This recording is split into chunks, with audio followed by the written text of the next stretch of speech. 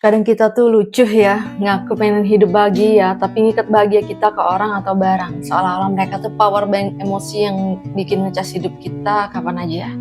Kita sandarin hati ke manusia yang moodnya sendiri aja nggak jelas, atau barang-barang yang ujung-ujungnya cuma numpuk debu.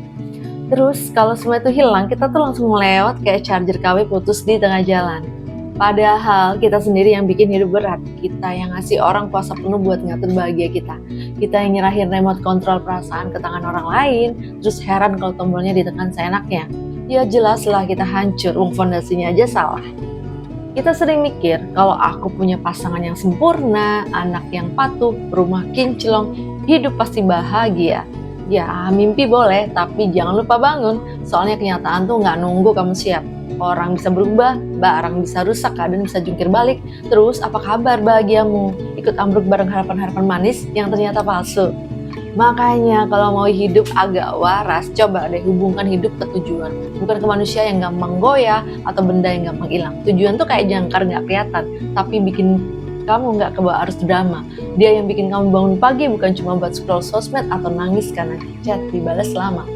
Tujuan itu yang bikin kamu tetap berdiri meski orang-orang yang kamu kira gak bakal ninggalin ternyata pergi tanpa pamit. Tujuan itu yang bikin kamu tetap hidup meski barang-barang yang kamu banggakan ternyata cuma bikin dompet tipis, bukan hati bahagia.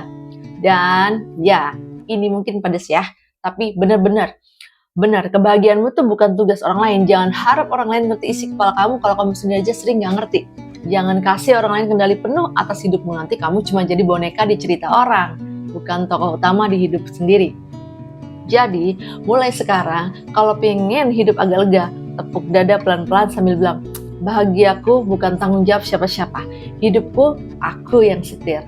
Hubungkan hidupmu ke tujuan, bukan ke orang atau benda yang bisa hilang sewaktu-waktu. Karena kalau kamu terus ngandelin hal-hal itu, siap-siap aja, tiap hilang, kamu ikut hilang. Dan ingat satu hal yang paling tajam di sini, jangan gantungin bahagia ke orang lain. Mereka aja sering gak bahagia sama hidupnya sendiri.